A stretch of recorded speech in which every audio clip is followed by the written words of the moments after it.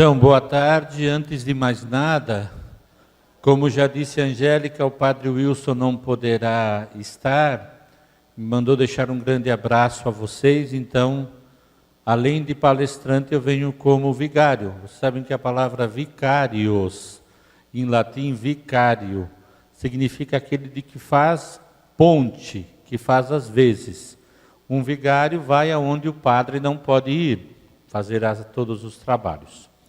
Mas tirando essa pequena comentário, como já disse a Angélica, a palestra que eu tenho que dar para com vocês é sobre Eucaristia, Serviço e Missão. Se fosse para falar de modo técnico, eu daria essa palestra em 1 minuto, explicaria que missa vem de missão, a palavra missa vem de missão, e que antigamente, antes da missa ser no vernáculo, na língua do lugar, se dizia em latim no final da missa, celebratione finita est, a celebração terminou, ite in missio, ide em missão. Era assim. Por isso que a palavra missa vem de missão. Mas só que, quando a gente fala de serviço e missão, pode acontecer uma coisa muito grave. Pode dar a impressão que vocês estão reunidos aqui e vocês vieram aqui para a gente, uma dura em vocês, você entendeu? Para vocês não faltar de ser ministro, vocês cumprir a escala, depois vocês ir uma vez por mês lá no Santíssimo adorar. E isso perde o foco do sentido mais profundo do que nós estamos aqui tentando viver e celebrar.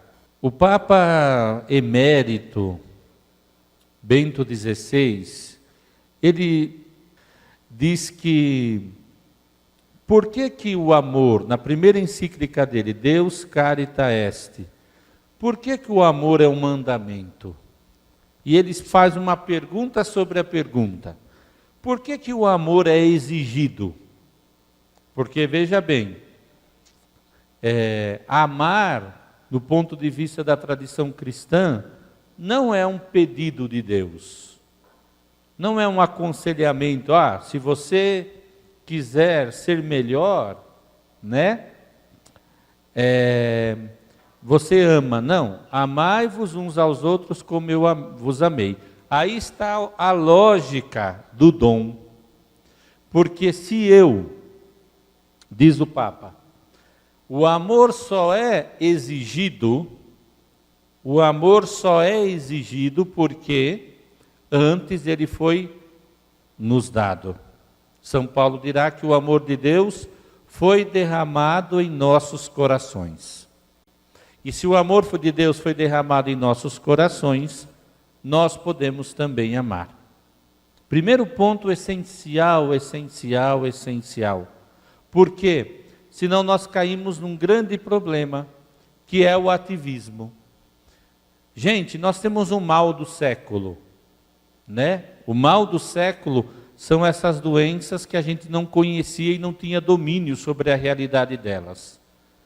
E aí temos muitas: depressão, ansiedade, lesão por esforço repetitivo, e temos também o ativismo, pessoas que não conseguem descansar, né? A vida lhe parece um peso, lhe sobra motivos para reclamar da vida e da sua situação. E eu sempre gosto de dizer também que tem uma coisa que me impressiona, que me marcou muito na minha vida. Quando eu ouvia do meu padre espiritual, que ele era salesiano, algumas coisas assim, dizia que São João Bosco tinha um padre que ele era o seu confessor, que era São José Cafasso.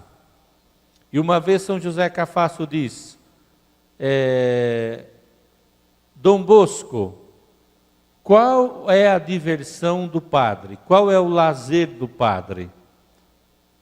E ele não soube responder, disse, o lazer, a diversão do padre é a celebração da Eucaristia. Porque quer dizer onde você descansa. Mas eu pergunto para você também, onde você descansa? Agora eu vou te pegar. Você pode descansar em muitas coisas.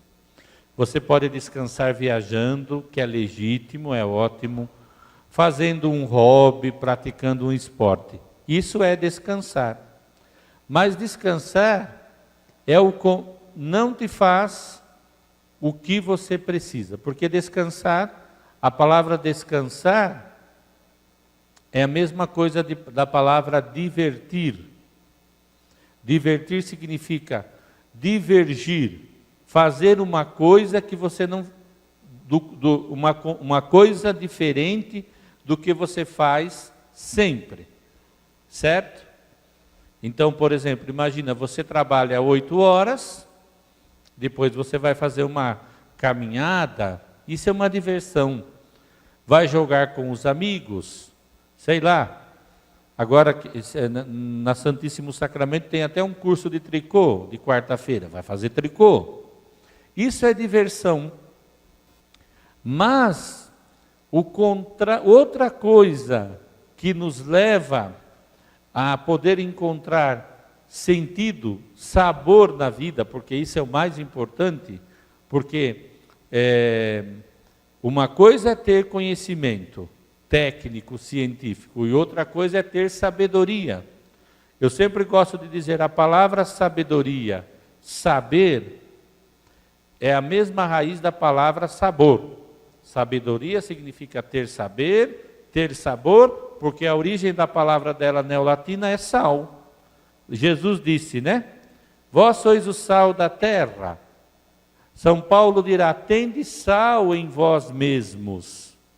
Aí isso é muito interessante, porque senão a gente perde o sentido. E ter sabedoria na vida, não é no sentido de eu fazer muitas coisas ou saber muitas coisas. É que a minha vida tenha sentido. Aliás, o que mais nós temos no problema do nosso século, somos que nós temos muitos dos nossos semelhantes que não têm sentido na sua vida.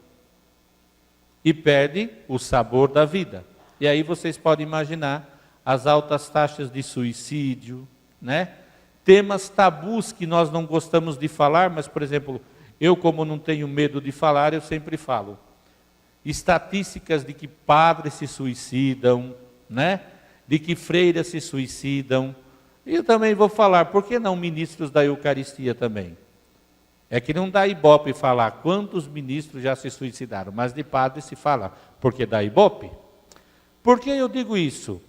Porque o contrário de diversão tem uma outra palavra que é mais profunda, repousar. A palavra repousar é uma junção de duas palavras. Re é repetir. E pousar é pousar. O avião não pousa, o passarinho não pousa. E nós precisamos também pousar de novo várias vezes. E onde a gente pode pousar e encontrar descanso? É exatamente na Eucaristia, por excelência. Porque lá nos é dado tudo: o corpo, o sangue, a alma e a divindade de nosso Senhor Jesus Cristo. Aí eu volto a esse tema mais profundo, porque se nós estamos falando que a Eucaristia é serviço e missão, não querendo corrigir a Angélica, mas tinha que ter uma palavra antes.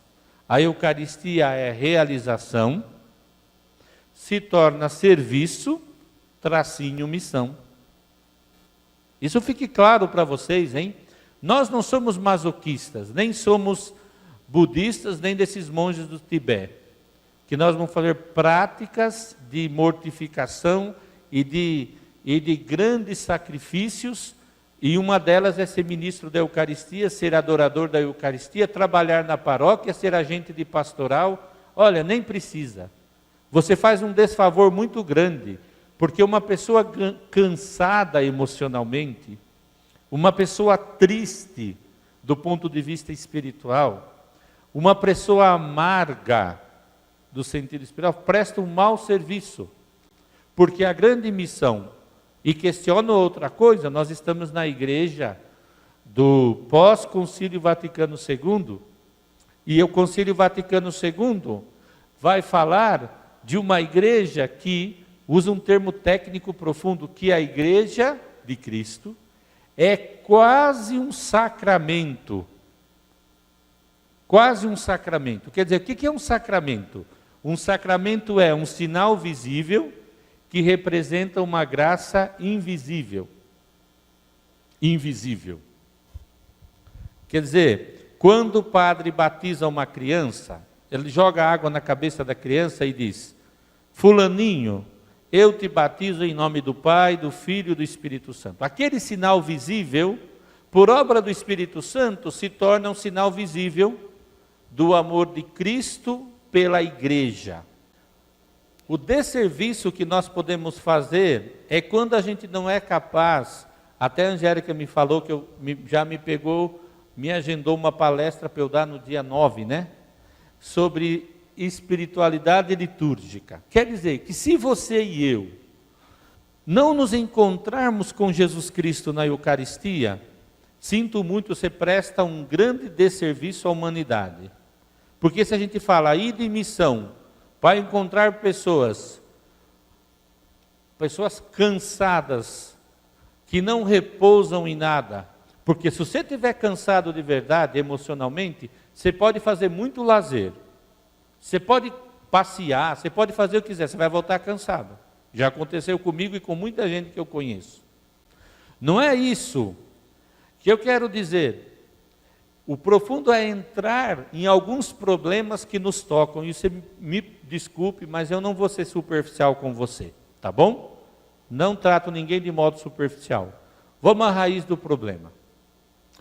Porque nós gostaríamos de dizer: ai, que maravilha, lá no Santíssimo Sacramento nós não sabemos nem mais o que fazer, porque a capela está cheia de gente que adora de dia, de manhã, à tarde e à noite.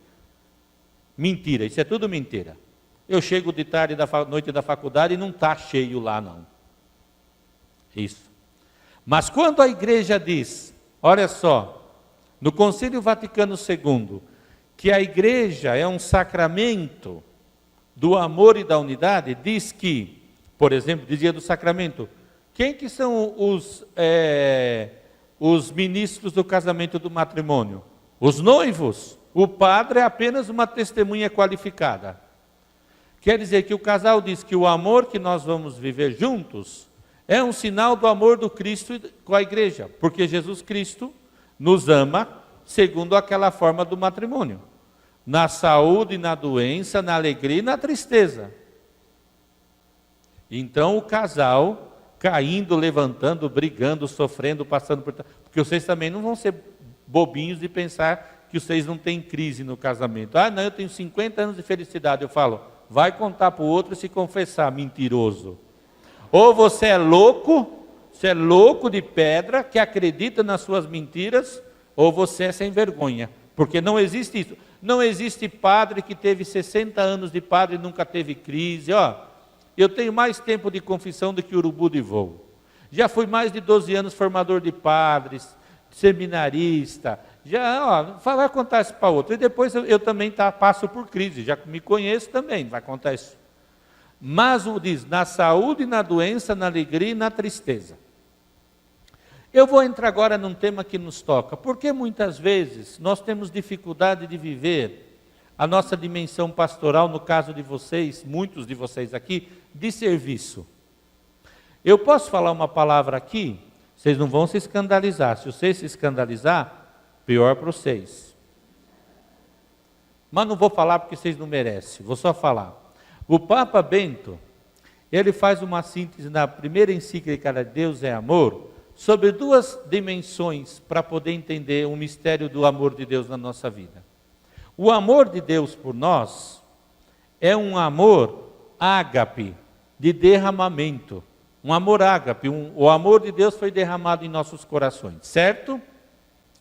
Então, os padres da igreja viram isso quando enfiaram a lança no coração de Jesus, saiu sangue e água.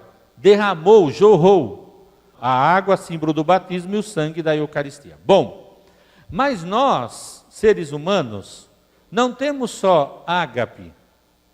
Nós temos algumas dimensões de amor, que eu vou traduzir mais ou menos. Existe o amor o amor erótico. Existe o amor filia. Erótico, eu posso falar a palavra? É o amor que tu não fala, ter tesão. Entendeu? Ninguém se escandaliza. O padre falou isso, você também fala, senão você pensa. Isso é hipócrita, tá? Porque o padre falou essa palavra. É atração, em português tesão. Bem vulgar, mas é assim. Depois tem um amor de filia, de amizade. Um amor de amizade, um amor de estar junto, de querer estar junto. Depois tem o amor de volere bene, de querer o bem do outro. E tem o amor ágape, que é um amor sobrenatural. O Papa faz tudo diferente, diz que tudo está centrado em dois elementos em nós: eros e ágape. Vou dizer por quê. Porque a gente pensa, quando a gente fala de amor erótico, de amor de sexo. Mas não é amor genital. Sexo não é só genitalidade, não. O amor erótico é amor de atração, de desejo, de fruição, aquilo que te dá prazer, e que você faz aquilo com amor, como dizem os do mundo, com tesão, com força, com um desejo profundo. Eu, por exemplo, eu não tenho vergonha de falar, eu sou diabético e tenho uma doença reumática. Mas eu, com dor, com problema de diabetes, eu dou aula com gosto e com prazer, porque eu tenho tesão em dar aula de teologia. Depois vocês falam para o bispo, o padre falou tesão aí, depois o Dom Marconi vem aqui e fala para ele, me denuncia para o bispo. Mas eu faço com muito tesão, com muito amor, eu coloco toda a minha energia vital em falar do mistério de Deus. Certo? E o Papa diz na amor, que o eros é complementado pelo ágape, mas o ágape é completado pelo eros, porque você não é anjo, você não é anjo. Na teologia, no meu tempo, a gente falava assim, esse padre aí, dando essa aula, ele está querendo explicar para nós o sexo dos anjos. Anjo não tem genitais, é puro espírito, mas você tem alma, você se apaixona por algo te atrai na vida, não é mesmo? Entra essa dimensão que eu quero dizer, porque muitas vezes o que acontece conosco é que nós perdemos essa grande atração, ou como diz o nosso querido, o livro do Apocalipse, recobra o primeiro amor, aquele momento que você sentia uma atração pelo mistério que você celebrava, da Eucaristia.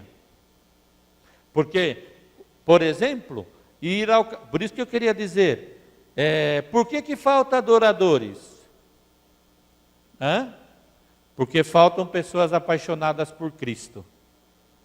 Pronto, é simples. Agora imagina, você, como eu já disse, é casada, a maioria já teve crise do casamento. Você está com crise do seu casamento, você não pode nem olhar a cara do seu esposo ou da sua esposa. Aí você chega e fala assim, imagina o Antônio, meu querido diácono, está com um problema. E faz de conta que eu sou casado, o Antônio. Aí você fala, Antônio, você está com crise no seu casamento? Vai passar, viu? Vai passar. Com a minha cara de bolacha que eu estou com crise no meu casamento. Isso. Porque o cristianismo cresce por atração, babaca. Não cresce porque você vai falar se é bonitinho, não. Como você vai falar que é bom viver da Eucaristia se você está enjoado da Eucaristia? É melhor a gente partir do pressuposto que alguma coisa não está legal com você e com a sua fé. Vamos falar a verdade? E que você se cansa, você está cansado por quê? Porque aquilo não te atrai mais. Porque nós, ainda mais brasileiro, olha, eu sou brasileiro, descendente de italianos, morei na Europa quando me doutorei. Nós somos sentidos. Se tem um povo que fica sentido, é o brasileiro. Fala, brasileiro é tão bonzinho, vai contar isso para outro. O brasileiro é muito rancoroso. Você não pode chamar a atenção de brasileiro, não, que o brasileiro te marca. Isso é uma coisa impressionante. Eu sou brasileiro, eu sei do que eu falo. Mas muitas vezes a gente não é capaz de descer a raiz do problema mais profundo, que é que toda a nossa tensão, toda a nossa libido, toda a nossa atração, todo o nosso tesão pela vida está desnorteado e a gente já não se encontra mais. Agora vamos falar, o que nos impede Agora eu vou fazer um pouco de teologia espiritual. O que nos afasta de Cristo? Muitos motivos. Pode ser que acontece, vamos começar de cima para baixo, está passando na sua vida por uma crise de fé. Pode acontecer, hein? Certo? Porque fé não é medido por sentimento. Fé é abandono nas mãos de Deus. E se você começa a crescer na fé, pode se preparar para passar por crise de fé. Eu fico com muito medo quando a pessoa fala, não, eu nunca tive crise de fé. Não, você sinto muito, então você não tem fé. Já te falo, a sua fé é aquela fé que você recebeu como um dom, mas não foi desenvolvido. A fé te leva, sim, a entrar em questionamentos existenciais. Certo? Porque faz parte da vida. Tem algum psicólogo aqui? Levanta a mão. Isso. Dona psicóloga, a senhora é uma profissional. Eu tenho psicóloga, viu? Faz 16 anos. E eu agora que eu não estou tanto bem, eu vou toda quinta-feira nela. Vocês não nos ajudam a reelaborar as nossas questões? Exatamente. Você tem que elaborar suas questões. Eu estou fazendo 50 anos agora. Até a semana passada, eu não gostava nem de pensar. Agora que eu já reelaborei, eu estou feliz. Eu até brinquei hoje de manhã, se eu entrar no metrô, eu vou bater a mão para uma pessoa. Você sabe que eu vou fazer 50 anos dia 19 de abril? Porque agora eu estou feliz, mas eu passei 1 ano reelaborando o que significa fazer meio século de vida. Tanto tempo de padre, tanto tempo, tanta coisa, e a minha vida? E eu, e Lázaro, onde estou em tudo isso? Porque o 6 é bonitinho, bença padre, só que depois da noite eu fico sozinho. Vai falar isso para outro. É ou não é, doutora? Parabéns, está aqui alguém que fala, a senhora não me deixa mentir. Nós mentimos juntos, mas a senhora não me deixa mentir. Esse é importante, você tem que reelaborar a sua vida. E Deus, você tem que aprender outra coisa, que as reelaborações da sua vida, você tem que brigar com Deus. Se você não briga com Deus, você não é amigo de Deus, já te digo já. Você nunca falou para Deus lá no Santíssimo, caramba, Senhor, precisava ser assim? Se você não faz isso, é superficial, e te provo por quê. Ai, meu Jesus, ai, gracinha, que nem dizia a Hebe Camargo, isso é uma gracinha. Não é, Deus briga com a gente também, porque Deus não faz a nossa vontade. Isso é a primeira coisa. E depois, outra coisa que pode nos afastar de Deus, é a questão do desamor, que é pecado. Nós gostamos muito de classificar pecado. Eu, às vezes, gente, tenho uma classe de pessoas que eu não gosto muito de confessar. Deve ser trauma, viu, doutora? Seminarista. Tem um seminarista ali. Porque o seminarista chega e fala assim, padre, vou fazer uma confissão. Você já prepara o tempo e o corpo ali. Porque eu falo, olha, do primeiro mandamento eu pequei nisso. No segundo, e freira então, Deus me livre e guarde. Com todo respeito, irmã. Todo respeito. Não guarda a faca aí, não vamos brigar não. E fala. Mas no fundo, o que significa a palavra pecado em hebraico no Antigo Testamento? Amartia, depois para o grego. Pecar é uma flecha que errou o alvo. Pecar é errar o alvo da vida.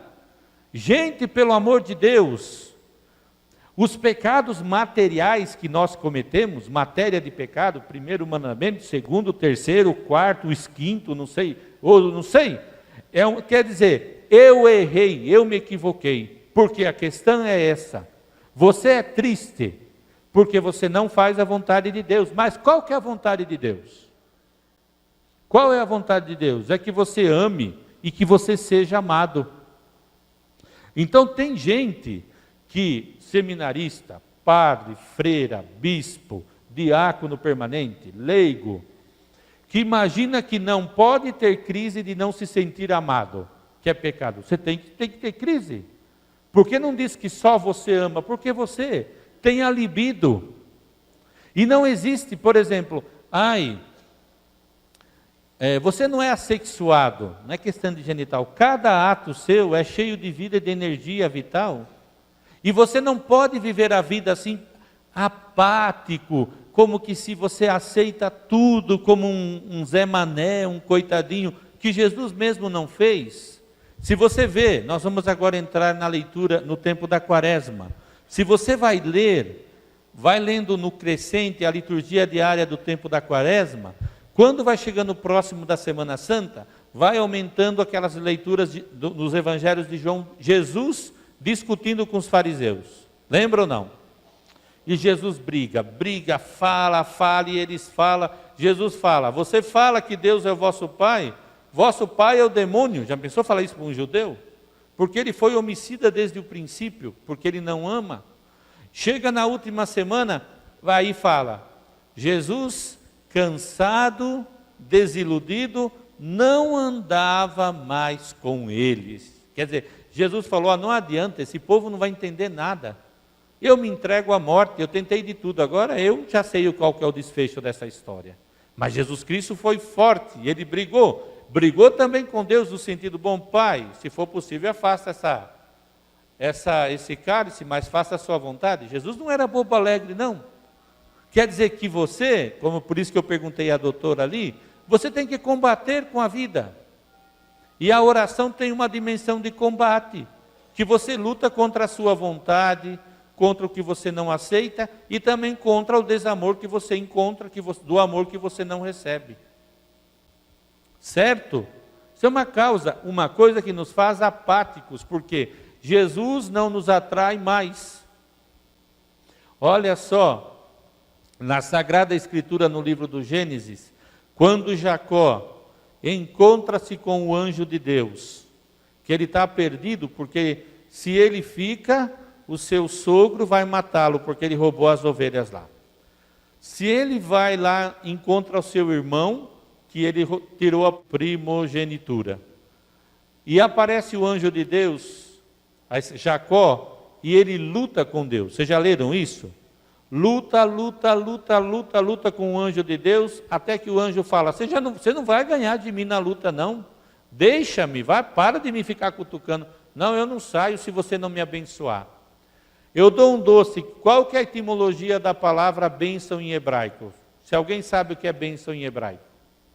Não me vem contar aquelas coisas daqueles crentão, não. A bênção de Deus é ter um carro.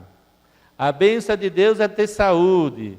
A bênção de Deus, aquelas coisas bem ridículas, pelo amor de Deus. Não me vem falar essa jurumela, hein? O que é bênção em hebraico? Bênção é abraço. Abençoar é abraçar. Aí entra a segunda encíclica que o Papa escreveu, que foi Spes Salvi, salvo pela esperança. Vou ter que resumir. Então vocês já viram que o problema nosso é que muitas vezes a nossa missão é ser um sacramento de amor do mundo, mas nós não nos sentimos amados. Nós não nos sentimos amados porque nós não procuramos o amor. E a gente pensa que Deus te quer como funcionário. Deus não precisa de você como funcionário, tá bom? Precisa de jeito nenhum. Se fosse para escolher funcionário para ser ministro, não ia ser vocês não ia fazer concurso, treinar, porque muitos de vocês, humanamente falando, são uns desastres, eu também. Dou tapa na patena sem querer, porque outro dia mesmo a menina coitada veio me mostrar um livro, eu estava de túnica e de casula, bom, carinhosa, eu fui se aproximar dela, dei um pisão no pé da menina, que até sangue saiu, desastre, é um desastre mesmo. Isso, sinceramente, Deus não precisa de funcionário, olha. Mas lá, na Spes Salvi, salvos pela esperança, ele explica muito bem a gênese, a ontologia da esperança. A esperança nasce de uma experiência que chama de consolação. A palavra consolação é junção de duas palavras. Cum é conjunto, junto com, certo? Solatio, solação vem de solidão. Consolar é estar com aquele que está só. Mas se alguém está só, se alguém está com o solitário, ele não está só. Aí é o jogo de palavras, mesma coisa de bênção. Bênção é um abraço de Deus.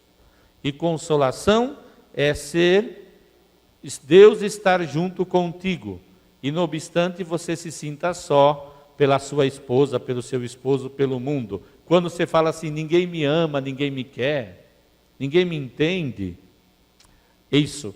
Só que a gente esquece também que a dimensão da consolação implica você entrar na lógica de Deus. Vocês já leram aquele livro de Santa Teresa, Castelo Interior ou Moradas? Ela explica muito bem que a oração é você buscar água num poço, mas você não sabe a quantidade de água que você vai pegar. Só que nós temos mania de grandeza. Ah, não, se não vir uma jarra de 2 litros, eu não quero. Quem disse que você precisa de uma jarra de 2 litros? É que nem os babacas que falam, não, se você quer ser saudável, você toma muita água. Tá bem, nós estamos tomando.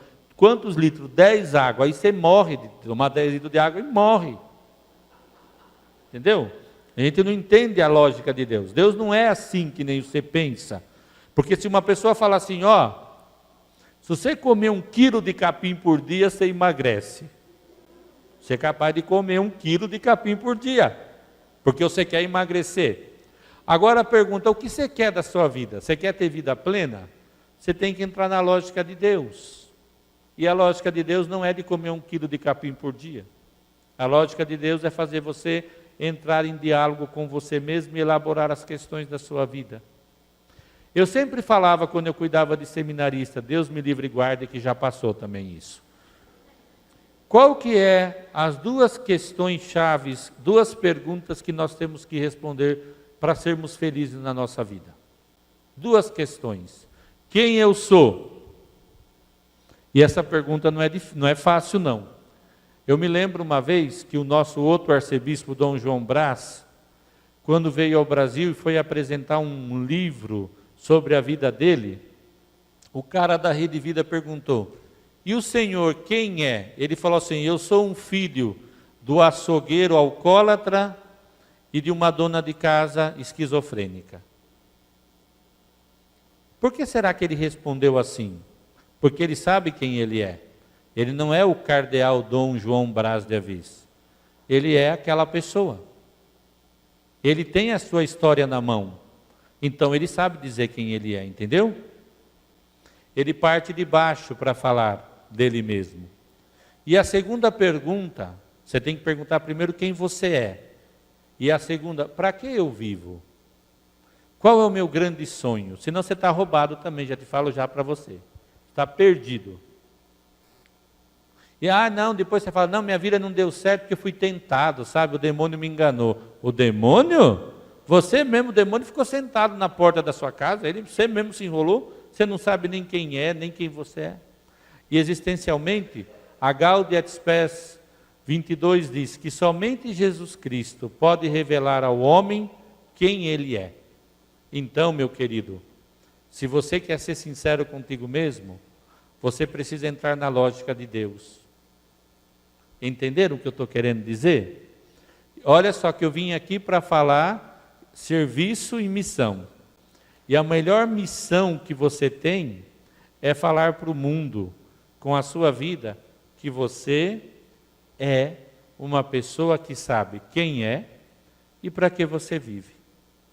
E olha, desculpa com a minha sinceridade, dentro da Igreja Católica, nós temos, até fiquei contente que a Angélica me pediu para falar de espiritualidade, porque o meu grande sonho era ser só doutor de teologia espiritual, e acabei sendo doutor de dogmática e de mariologia. Legal, mas eu ainda, quem sabe um dia eu faço um outro doutorado sobre espiritualidade. O que tem de falsa espiritualidade dentro da igreja, que eu vou te falar, que é a espiritualidade da Xuxa, sabe? A Xuxa do tempo de vocês, que você assistia, aquela musiquinha ridícula, todo mundo está feliz, todo mundo quer cantar, mas deixa de ser besta, ser bobo, você acha que a espiritualidade, a vida é assim, vou te levar um dia lá no hospital da Ceilândia, onde eu trabalhava lá, em Taguatinga, lá na ponta, lá onde Judas perdeu a unha, porque ele já estava sem bota e bateu o pé na pedra e saiu a unha dele. Lá na Chaparral, lá nos quintos Se for me levar lá, eu vou te ver, para você ver se todo mundo está feliz, todo mundo quer cantar. Eu vou te falar uma coisa, eu já acompanhei muita gente no leito de morte, e não é isso que conta não. Vou falar bem na sua cara, para você não ser bobo. Se você vai na igreja, todo mundo está feliz, vai lá, vai assistir o programa da Xuxa, põe no YouTube, Xuxa 1986, e pula, brinca lá, se diverte, mas a ser feliz. Gente, e outra coisa, quem assistiu missa de manhã, eu falei, o diácono já ouviu.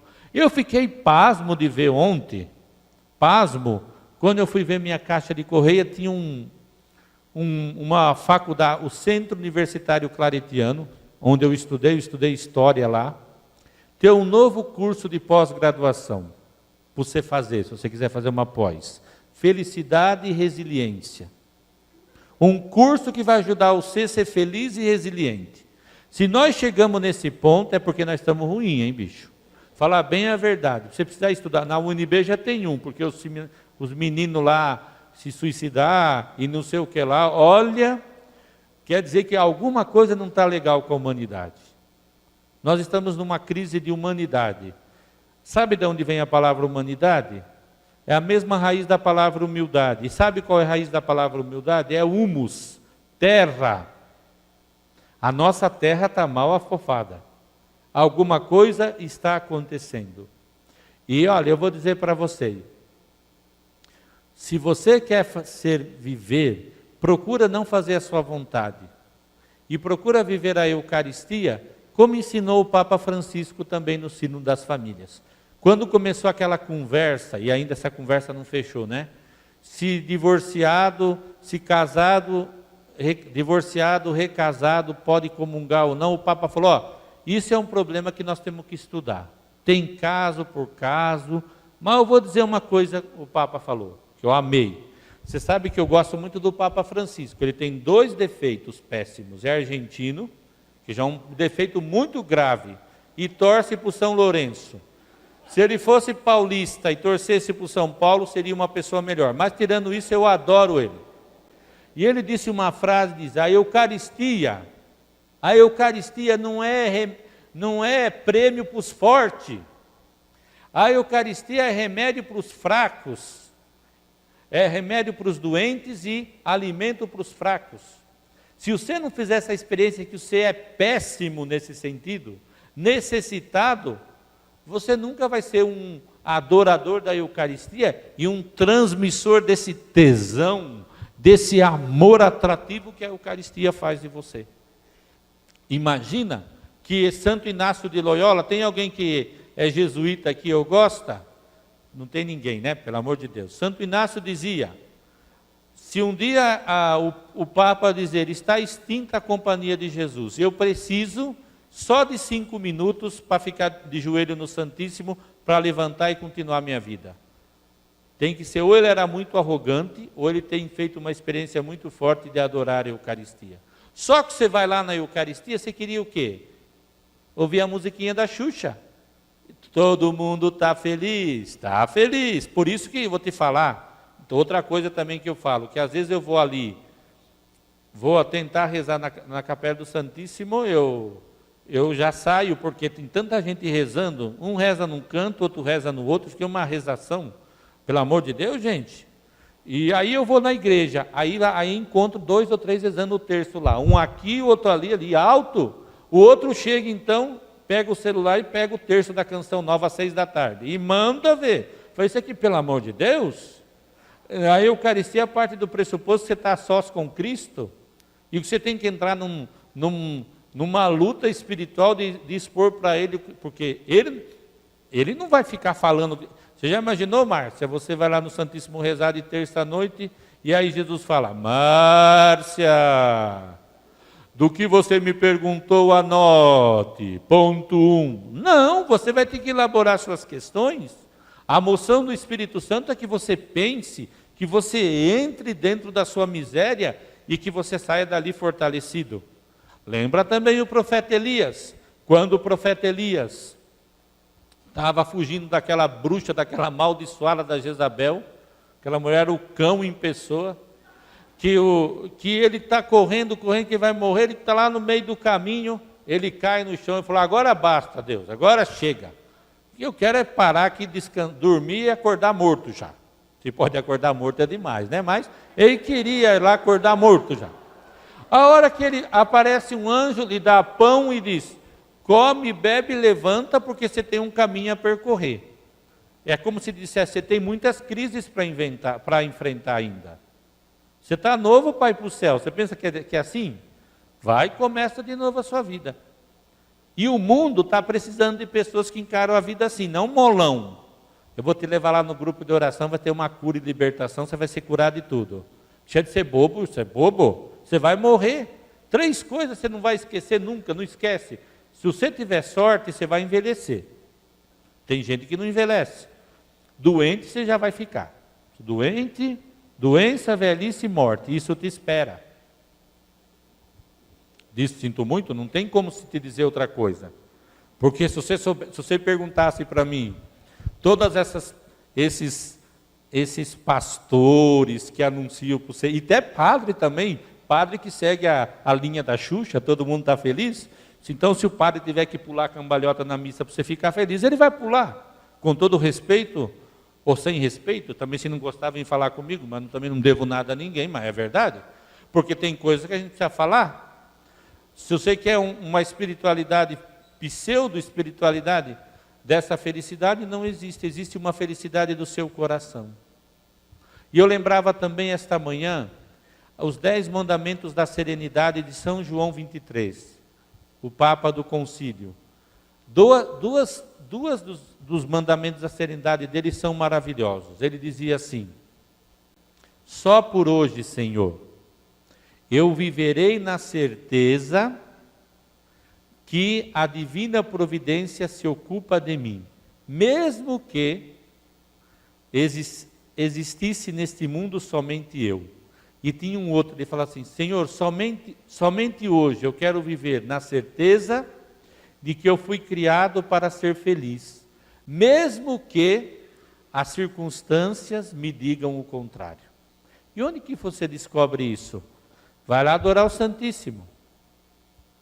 Você vai sair lá com os mesmos problemas. Se você tiver com dívida, você fala, fiquei 1 hora aqui que eu podia estar ganhando dinheiro. É verdade, você vai continuar, a dívida aumentou. Mas você vai sair diferente de lá. Certo? Tá bom? E esse é o ponto. E o terceiro ponto que eu queria falar, falei da esperança, do amor e falar da fé. Gente, os padres da igreja e as madres da igreja usavam um termo técnico que eu não me lembro agora quem foi a primeira pessoa que usou esse termo, que é em latim oculi fide, olhos da fé, os olhos da fé. Deixa eu explicar o que é a fé para vocês. Olha, eu sou míope, porque você não pode imaginar como eu sou míope. Eu tirei o óculos. Sabe até onde eu identifico que é uma pessoa? Até o senhor ali de bruça cinza. 1, 2, 3, 4, 5. Até ali mais ou menos parece gente. Depois de lá eu vejo uns coisas assim. Imagina se eu não tivesse óculos e chegasse aqui, conseguisse chegar vivo, né, sem cair aqui todo. E sem óculos eu olhasse ali, aquele senhor de camisa branca. Levanta a mão para mim, o senhor lá no fundo. É o senhor mesmo, cabeça branca? Não, do lado aqui. Também os dois aí, os dois são cabeça branca. Se eu chegasse aqui, eu olhasse e falava assim, Nossa Senhora, quem é aqueles, o que tem ali? A árvore não é porque eles estão se mexendo. A árvore também não pode ser porque outra árvore porque aqui não tem neve, eles estão de branco. Então deve ser um urso polar. Deus o livre, um urso me ataca? Não sei o que é, eu não sei o que é. Agora se eu ponho óculos, eu vejo claramente, são 2 senhores. Os 2 têm cabeça branca, um está com uma camiseta branca e outra com uma azul. É ou não é? Está vendo? Vocês não são urso. E assim é a vida. Assim é a vida. Sem os óculos da fé, você não vê as coisas como Deus vê. Você entendeu? E você vai viver a vida inteira fugindo da vida.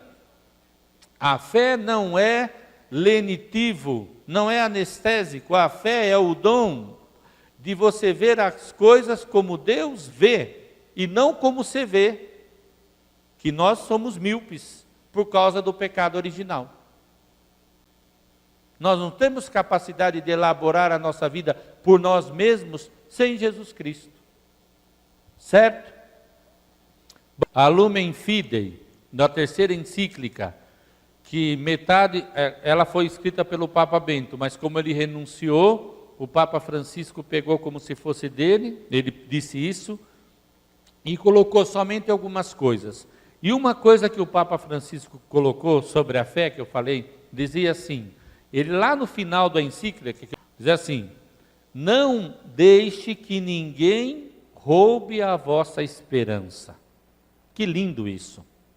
E depois ele diz, e não fiqueis preso ao espaço, porque o tempo é superior ao espaço. O que significa isso na linguagem do Papa Francisco? Está dizendo para nós, o que nos rouba a esperança? É a gente ficar fechado num espaço. Aqui não é espaço físico, é num espaço emocional ou espiritual.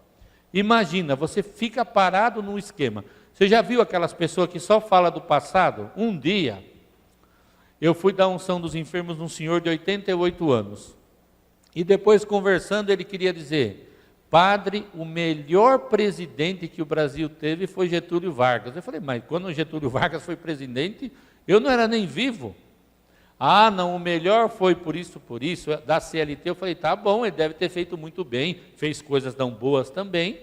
E a CLT, eu falei assim, precisa ser melhorada. Sabe o que ele falou para a filha dele depois? Depois virou um sarro. Foi o padre Lázaro, uma pessoa muito boa, mas o grande problema dele é não gostar do Getúlio Vargas. Eu nem estava vivo quando ele morreu. Assim somos nós, aquelas pessoas que vivem no passado, e a gente vive fechado num buraco. Gente, Deus concede tempos para a gente. A nossa vida é feita de tempos, não de espaços. A gente tem que aprender a viver nos tempos, certo? Por isso as senhoras que estão aqui, quando o filho deixa a casa, você entra na síndrome do ninho vazio, não é mesmo? E depois você não gosta da sogra, ainda mais se for do menino, porque uma mulher roubou ele de você. É umas coisas assim. Mas já passou o tempo, o bebê cresceu, tchau, graças a Deus, né? E tudo isso tudo eu falo brincando para você ver, nós estamos parados em um buraco e não conseguimos ver a beleza da nossa vida.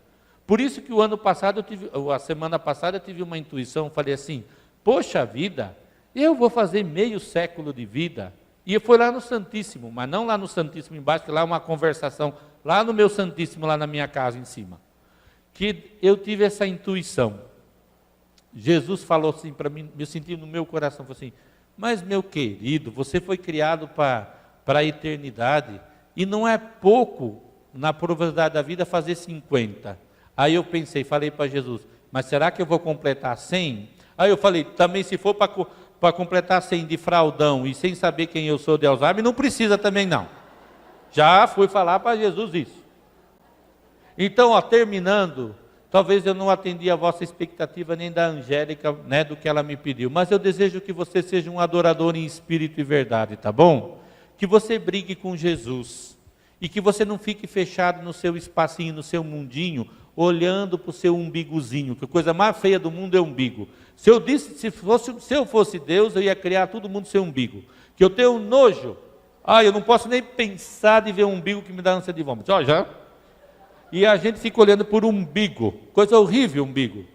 Olha para a sua vida, olha, e saiba de uma coisa, se você não percebe, o mundo gira, o mundo está em movimento e você também, entendeu? Nós estamos passando por esse mundo. Aprende a viver a vida, saborear também os momentos, a sua velhice, os seus fracassos, e procura só perceber uma coisa, que só uma coisa vale: amar a Deus, conhecer o amor de Deus, ser amado por Ele. E você vai fazer muito bem ao mundo. E talvez daí a capela do Santíssimo vai estar mais cheia. Tá bom? E você vai ser melhor como pessoa. Não vai ser aquelas coisinhas, todo mundo está feliz, que ninguém está feliz nesse mundo não. Muita coisa precisa melhorar. Louvado seja nosso Senhor Jesus Cristo.